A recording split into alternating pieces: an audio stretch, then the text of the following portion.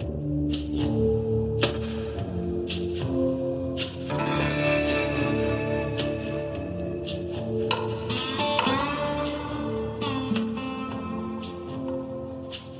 to Texas History Lessons. I'm Michael. Thank you for listening.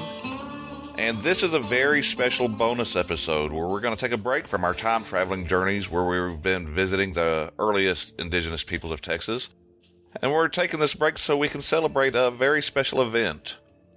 On September 3rd, 2020, the Texas Commission on the Arts awarded Deep Ellum, which is located in Dallas. They recognize them as a cultural arts district. Deep Ellum, along with the Arts District of Dallas, are the only two neighborhoods in Dallas to be awarded with this distinction. Houston has 5. This achievement was the culmination of the cooperative efforts of Deep Ellum's business owners, residents, and arts institutions. To quote Stephanie Hudiburg, Executive Director of the Deep Ellum Foundation, with its rich history, including the birthplace of jazz and blues in North Texas, highly connected community of artists and creatives, and vibrancy as a premier entertainment hub in the region, this designation is well deserved.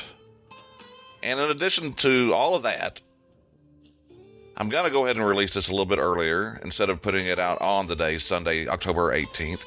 Sunday, October 18th, 2020, marks the very first observance of the officially recognized Deep Ellum History Day. Now, when this was brought to my attention, I couldn't resist pausing my regular scheduled research and jumped into scramble mode to participate in this special occasion, and I've tried to put something together that's going to be informative and entertaining, I hope. Now, some of you might be scratching your heads asking, okay, but is Deep Ellum really that important to disrupt what you've already planned? And others, people from all over listen to Texas History Lessons. You might not have even heard of Deep Ellum. And also don't get what the big deal is. The answer to the first question is yes, it is. It is important enough to take a break and look into the history of this neighborhood.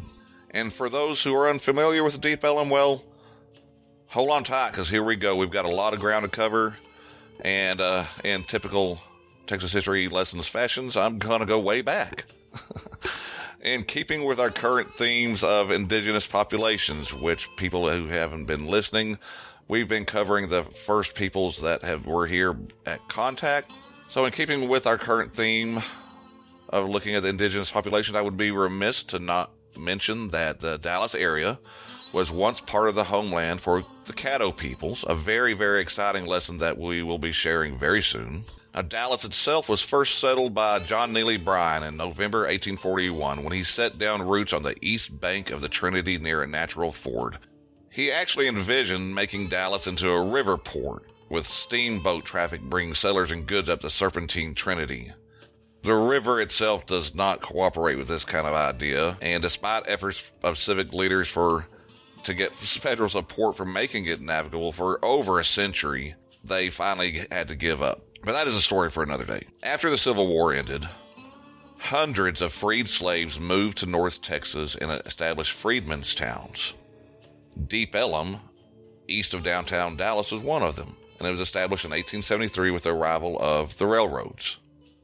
Dallas was becoming the largest inland cotton market in the world. The area around the Houston and Texas Central Railway began to attract laborers from the surrounding countryside, and this is where Deep Ellum was centered. At the same time, we got to remember in the late 19th century and early 20th century, Dallas was a segregated, often racially violent city, and in the area of Deep Ellum, it became a refuge for black businesses, shops, theaters, and clubs. Just to name a few of the other freedmen's towns, there was North Freedmentown and Stringtown, located between Uptown and Deep Ellum. There was Little Egypt, which was just north of White Rock Lake, and Alpha, which is just north of where the Galleria of Dallas is. Now, over the years, Deep Ellum developed into one of the most historically significant neighborhoods in the city. It was located on Elm Street, just east of the Houston and Texas Central tracks near the depot. but far enough from downtown Dallas to be called Deep Ellum, which in turn, because of Texas pronunciation, it became known as Deep Ellum. People were particularly attracted to the area because it was actually a rail crossroads between the Houston and Texas Central, which arrived in 1872, and the Texas and Pacific that reached the city in 1873. This made Dallas one of the first rail crossroads in Texas. They provided jobs and opportunities to start businesses that could support and take advantage of the use of the transportation the railroads provided. With that beginning, Deep Ellum grew into one of Dallas's first commercial districts for African Americans and later European immigrants. Businessmen drawn by the supply of workers and the important resource of railroad transportation began building warehouses and factory buildings, many that are still here today. Rudersville, Texas-born Robert S. Munger created a new system, cotton gin, in Mahia in 1883, and then he brought this new gin to Deep Ellum in 1884 and built his first cotton gin factory, the Munger Improved Cotton Machine Company, and a series of brick warehouses along Elm Street and Trunk Avenue at 3309 Elm Street. His invention revolutionized the ginning industry. Munger's business became the largest manufacturer of cotton processing equipment in the United States, and his company merged with some other smaller enterprises in 1899 to become the Continental Gin Company. Today, the buildings have been converted to loft apartments. Deep Ellum and the many other primarily African American neighborhoods, which together made up Old East Dallas, were annexed by the city of Dallas in 1890, making Dallas the largest city in Texas at that time. After the turn of the century, Henry Ford had his attention caught by Deep Ellum. He was in the process of opening regional assembly plants for the Model Ts to supplement his Detroit plant, and one of the earliest ones was established in 1914 in Deep Ellum and served as the Southwestern Ford Assembly Plant. It operated as an automobile assembly plant at 2700 Canton Street until the mid-1930s. Afterwards, Adam Hatz took over the site in 1959, and in 1997 it was converted into loft apartments. Following the arrival of Ford to Deep Ellum, an especially significant building was constructed in 1916, the Knights of Pythias Temple at 2551 Elm Street. It might be better known today as the Union Bankers Trust Building. It was the first major commercial structure in Dallas built for African Americans, by African Americans, and with African American money. Booker T. Washington's son-in-law, William Sidney Pittman, was the architect for the project, and from what I've seen, he's also perhaps Texas's first black architect, and this building was his largest work. The primary tenant was the state headquarters of the Grand Lodge of the Colored Knights of Pythias. It served as the social, professional, and cultural center of the city's African American community from 1916 to 1939. It was home to the city's earliest offices for black doctors, dentists, and lawyers. And for a while, it housed the Dallas Express, a weekly black newspaper. On ground level, there were storefronts for barbershops and drugstores. The second floor offices served physicians and other professionals with life insurance companies and other organizations filling out the third floor. And on the fourth floor was a ballroom with other public space attached. And people could go here and see the performing arts performed and lectures. And some of the most notable people that made appearances there were the Fisk Jubilee Singers, Marcus Garvey, and George Washington Carver. Well, you might be saying that's all well and good. Very interesting. It was a thriving center for industry as well as a center for African American culture and business. But when do we get to the arts and music? I just did. I was talking about the ballroom, right? Okay, you want more. So now is when we're going to get to the arts and music. As I said earlier, as it developed, Deep Ellum became a refuge for black businesses, shops, theaters, and clubs in a segregated city that could often be racially violent. By the 1920s, one-third of eligible male residents in Dallas were reportedly members of the Ku Klux Klan. The Klan controlled many towns and city governments throughout the state during this time period, and they even held significant control in the Texas state legislature. Now let that sink in for a minute. This is something we don't know a lot about. I don't think a lot of people pay attention to this part of the past, but this is all fact. In the 1920s, oh, wait, there's people still alive that were born in the 1920s. So, Deep Ellum and its few blocks of Elm Street, Main Street, and Commerce became increasingly important as a center of activity for African Americans in the first quarter of the 20th century. As I've been saying, it was a retail and entertainment center for Dallas residents, especially for black Americans, black Dallas residents. Anything you needed could be procured along Elm, including furniture, clothing, shoes, jewelry. Immigrating Jews opened up Deep Ellum's Pawn Shop Row, which became famous, where more than 10 pawn shops operated until the 1950s. African American citizens could not only buy suits, where they could buy stuff in other parts of the city, but they could also try clothing on before they bought it, which you couldn't do elsewhere. Black-owned movie theaters and vaudeville houses opened along with venues like the Gypsy Tea Room and Park Theater, managed by Ella B. Moore. They offered live jazz, gospel, blues, and vaudeville shows. And by the early 1900s, Deep Ellum had already become a well-known place you had to travel to if you were a blues musician from as far away as Louisiana, Oklahoma, and Arkansas. A half mile from downtown, one source says, a black and Jewish business and entertainment district formed right under the Klan's nose. Now, among the country-born migrant workers that were coming in to play were some of the most influential musicians in the history of America. And I do not say that lightly. I love the arts. I love music. I love them both equally as much as I love my love for history and Texas history.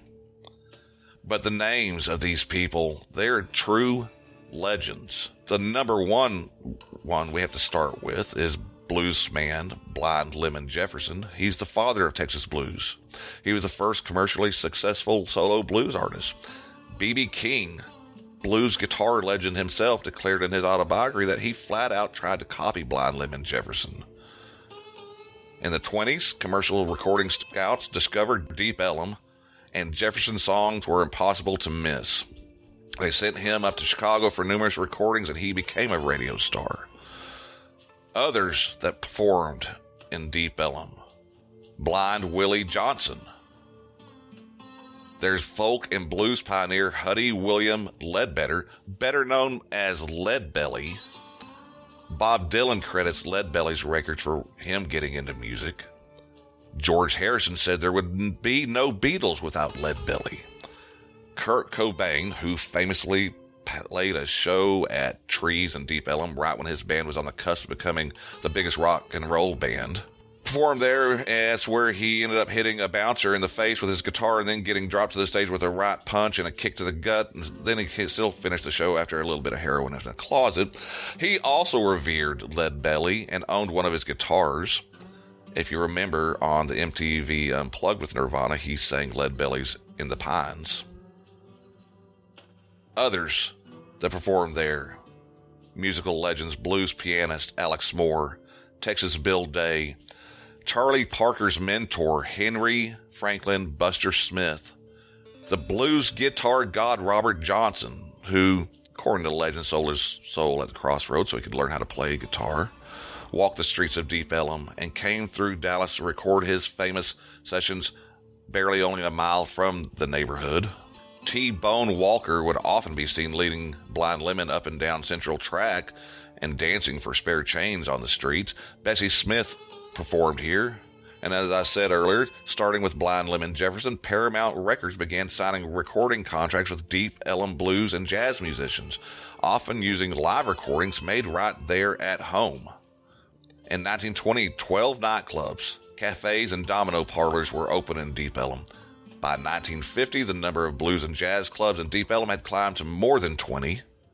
from hole-in-the-wall dives to dedicated performance spaces like the Harlem and the Palace. And despite being in a dangerous city where segregation and Jim Crow rule the day, there are many accounts of Deep Ellum that tell of black artists and white artists performing and playing together.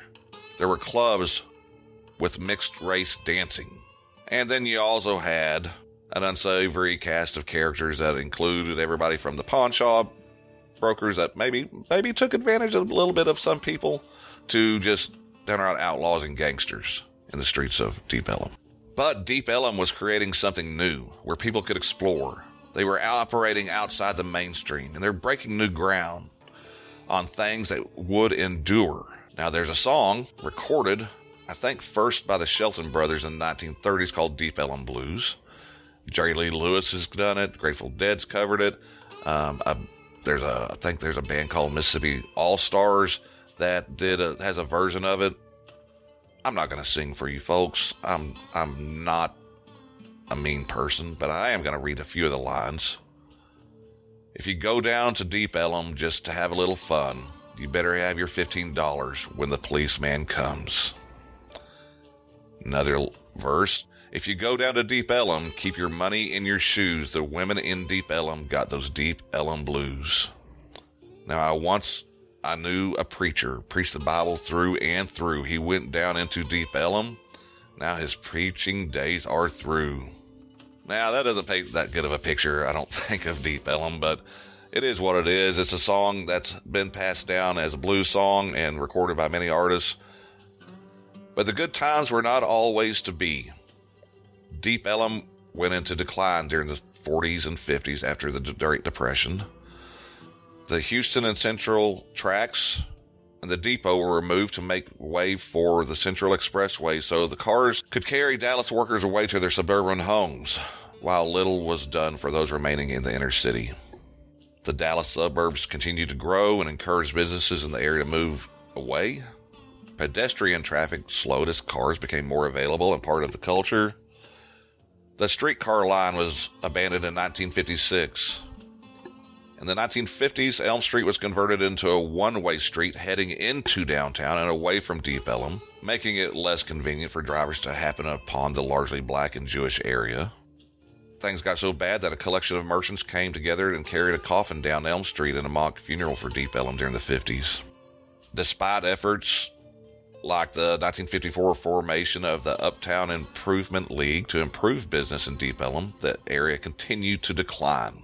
Businesses closed, residents moved to the suburbs, and the music all but stopped. The Central Expressway, new elevation built in 1969, truncated Deep Ellum, completely obliterating the 2400 block of Elm Street, viewed by many as the center of the neighborhood. This was the street, the area that held the majority of venues that had fostered Deep Ellum's vibrant music scene. If you want to see the real heart of Deep Ellum, you'll have to stand under the elevated highway, under an overpass that was built straight through the freedmen's towns of North Dallas, Stringtown, and Deep Ellum, destroying institutions like the Harlem Theater and Gypsy Tea Room. By the 1970s, few original businesses remained. This continued on into the 80s. Storefronts were vacant, warehouses were empty as the streets. Deep Ellum was dead. But it wasn't. So that's one of the common things I keep seeing everywhere in Texas history lessons, that when we look at a different part of our past, and one of the things that always amazes me, human perseverance, human adaptability, the refusal to quit. Might take a long time. Or as one source put it better, it seemed that what was once a rich and blazing community had been snuffed out by a highway. But under Deep Ellum's abandoned streets and behind its dark windows, a spark still burned, one that was soon to be fanned into flame once more. January 1983, there was the unveiling of the Deep Ellum Plan.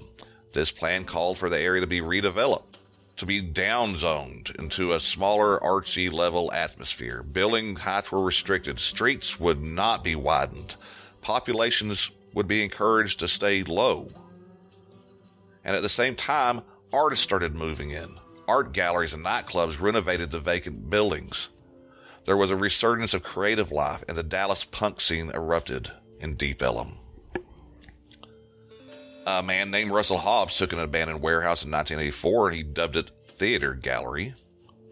It was nothing fancy from what I understand, with the works of local artisans hanging on the walls and a makeshift stage. Standing room only crowds could watch acts like the Butthole Surfers and Red Hot Chili Peppers before they became famous. Music, art, and creativity returned to Deep Ellum. Artists and musicians could rent large lofts for a few $100s a month. Retail shops and restaurants started following. As one writer described it, Deep Ellum became a haven for punks and counterculture in the 80s and breakout stars in the 90s. The Prophet Bar and Club Clearview came to be in 1985, Club Dada 1986.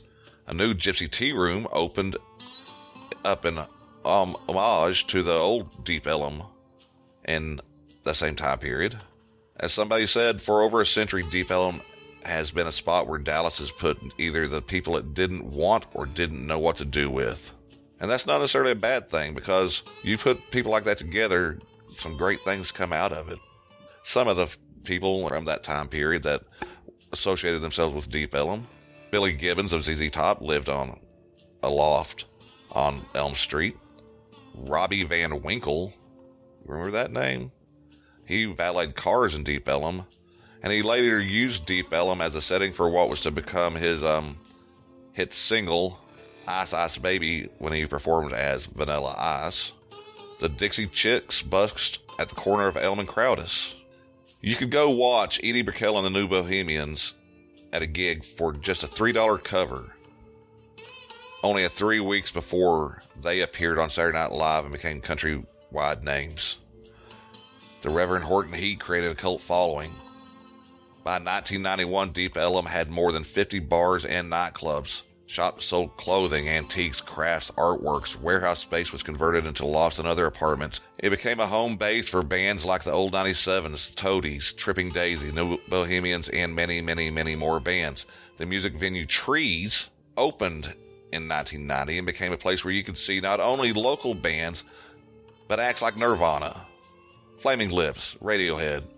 Pearl Jam played for less than 40 people at Trees after playing basketball in the parking lot before the show. Jane's Addiction, A Tribe Called Quest, Soundgarden, Cypress Hill, and the Ghetto Boys. Artists and fans from around the world knew of Deep Ellum. If you were starting a band in North Texas, you had to play in Deep Ellum. Funland was an area favorite. Deep Blue Something and Bowling for Soup were loosely affiliated with the scene as well. Dallas local Erykah Badu opened in Deep Ellum for New York rap duo Mobb Deep before her 1997 debut album sold 3 million copies. The queen of neo soul, Badu, has maintained ties to Deep Ellum and hosts a birthday concert event there almost every year. But you thought everything was just going to stay great? No.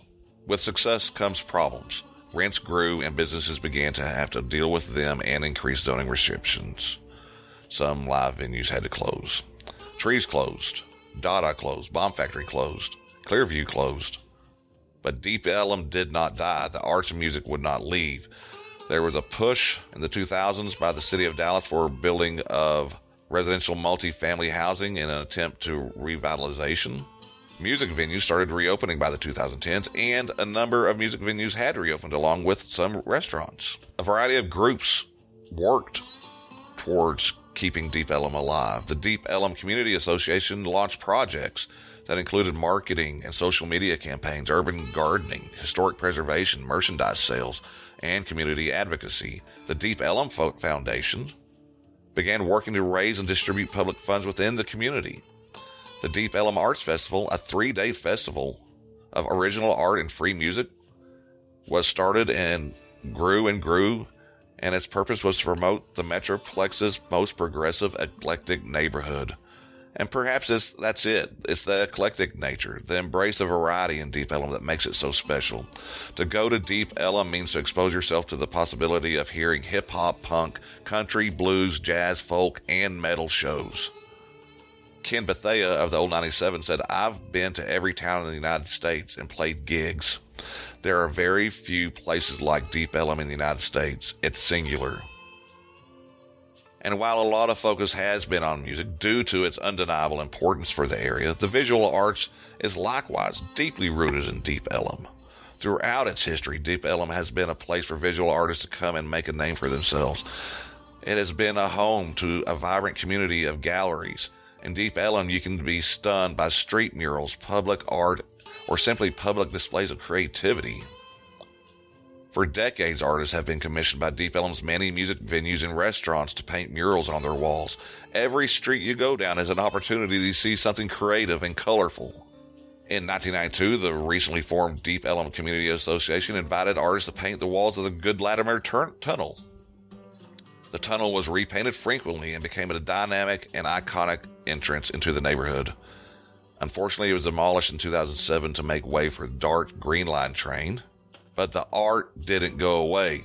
There are community-wide mural projects. There's the winsome traveling man sculptures. There are art galleries. Deep Ellum continues to be a place for creating, sharing, loving, and selling and purchasing art. Deep Ellum's home to art-based businesses, including photographers, tattoo artists, gallery owners. There's recording studios and graphic designers based out of Deep Ellum. So I hope I touched on it. It was an eye-opener for me. I knew a lot of this, but whenever I look into something for Texas history lessons, I always find something rewarding. So in closing, congratulations to Deep Ellum for getting recognized as a cultural arts district. Happy Deep Ellum History Day on October the 18th. And Texas History Lessons offers great thanks and praise to the enduring and creative spirit of the workers and early inhabitants that created Deep Ellum back in the 1870s, and to the visual artists and musical artists that have made Deep Ellum an enduring place and a special place from the time of its establishment to today. I would be remiss if I did not say one thing, though. The people and businesses that make up the area of Deep Ellum have been drastically impacted by COVID-19 and its attendant restrictions. If you would like to support and help keep this tight-knit and historical community vibrant in the future, consider donating to Deep Ellum 100, an organization giving its grants to workers, musicians, and artists who help make Deep Ellum what it is. So go check out some of these artists I've mentioned. Go check out Robert Johnson. Go check out Blind Lemon Jefferson. Try something different if you're not familiar with that, because the blues, and as a person who loves music, you can't go wrong with any of these people I've mentioned today. Thank you for listening to this special episode of Texas History Lessons. As always, you can visit TexasHistoryLessons.com. You can email Texas History Lessons at its email of TexasHistoryLessons@gmail.com. There's at Texas History L on Twitter, and there is a Facebook page that I don't get to look at very often. So thank you again. Thank you for the people that suggested I do this. It was rewarding and entertaining to me. I hope some of you enjoyed it just as much as I did, because I got a real kick out of it. And until next time, thanks for listening. Adios.